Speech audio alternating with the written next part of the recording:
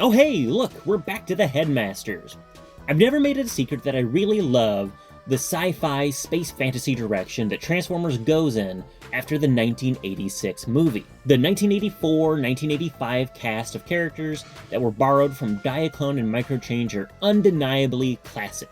Beautiful pieces of engineering with solid and fantastic robot and alternate modes.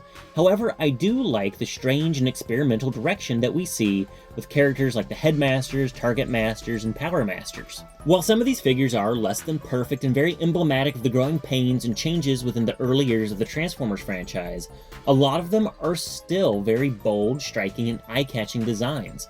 Some of them even have alternate modes that we don't see very often within Transformers, and one of those is the Autobot snob and scientist, Highbrow. Highbrow was released all the way back in 1987 as part of the inaugural wave of Autobot Headmasters, and he turns into a bright blue and gray twin-rotor helicopter. Even though this is erroneous, for simplicity's sake I'm going to call Highbrow's alternate mode an Osprey. Obviously it's a futuristic and Cybertronian-style Osprey, but it does have a very recognizable and similar silhouette. The Osprey alternate mode has pretty fantastic shelf presence, with this eye-catching bright blue center mass accented by the ruby red canopy, and when moving to his gray wings, they really pop with the red Autobot symbol standing bold on the rotor assemblies. Add in some classic 80s Transformers techno-nonsense detail stickers and you have a really striking alternate mode. I also really appreciate the placement of the robot mode guns under the wings. They really fill out the silhouette of the alternate mode and just add a little extra detail accent. Highbrow's Headmaster buddy is a little fella by the name of Gort, and Gort is named in homage to the robot from the day the Earth stood still. I kinda wish they incorporated some elements of 50s sci-fi into him, because otherwise Gort is a pretty bland and forgettable minifigure. And unfortunately bland is a little bit of a portent for Highbrow's robot mode. While the figure does have a very classic Generation 1 Autobot silhouette, in my opinion a lot of the interesting details such as the red canopy or twin rotor assemblies are not integrated into his robot mode in any interesting ways. They're all just shoved to his back and relegated to being kibble. While there are some nice pops of sticker detail to break things up, and I do like his bell bottoms, he's pretty boring and honestly is just background robot, the toy. And to this effect, I'd actually say he's the weakest of the Autobot Headmasters. He's not bad by any means, he's just uncharismatic. I will say, despite being quite milquetoast, Highbrow probably does have the best proportioned robot mode out of our main Headmaster quartet. He's not squatty like Brainstorm, and not a lanky beanpole like Hardhead or Chrome Dome.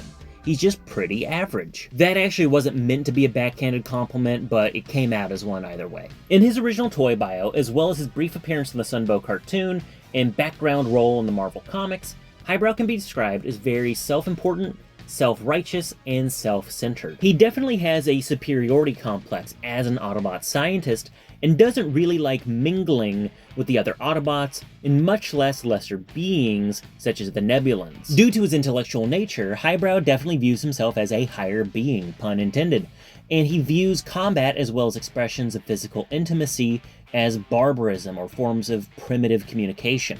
This is very much in contrast with his Headmaster partner Gort, who is very much a plebeian Nebulan. He is looking to prove himself and is very much ruled by his emotions. And unfortunately, due to his hoity-toity attitude overruling that of Gort, no one really shed a tear when Highbrow was killed by Unicron. Now, over in Japan, in the Headmaster series, Highbrow took a little bit more of a support role. Chrome Dome was the leader, Fortress Maximus was always the pitch hitter, and of course, Hardhead was the warrior, leaving Brainstorm along with Highbrow to be backup and tech support. Now again, Highbrow kind of blends into the background. He's overshadowed by a lot of the other Autobots on display. However, in the anime series, he does actually get to show off his analytical skills, his deductive reasoning, and his scientific prowess. He invents a lot of gadgets and gizmos for the Headmaster team, as well as help solve mysteries and puzzles. Now, I think due to his obtuse characterization in his original toy, as well as the Marvel Comics appearance, plus his background role in the Headmasters, has kind of left Highbrow forgotten. He really is a background character, and the role of vain, arrogant, hoity-toity Autobot scientist has been usurped. That spotlight's been taken by Brainstorm. And Brainstorm, in the modern interpretation, is essentially what Highbrow should have been. IDW's reinterpretation of Brainstorm is this egotistical, vain, and patronizing scientist who is deeply, deeply flawed and wounded, and uses a lot of the braggadocio to cover up his own weaknesses. Meanwhile, G1 Highbrow is pretty much just a prick. Not saying that IDW Brainstorm isn't a prick, he is, but there's just a little bit more there. And I wish Highbrow just had a little bit more there, both the character and the Generation 1 toy. The G1 Headmaster toy is solid. It does have a very eye-catching alt mode, and a very unique one. There aren't very many Ospreys within Transformers. There's Obsidian and Springer from the Revenge of the Fallen toy line, but that's about it. And once you get into robot mode, you have a fairly uninteresting action figure. It's solid, it's decent, there's nothing wrong with it, it's just uninspired. And uninspired would probably be the last thing a self-important robot like Highbrow would want to be.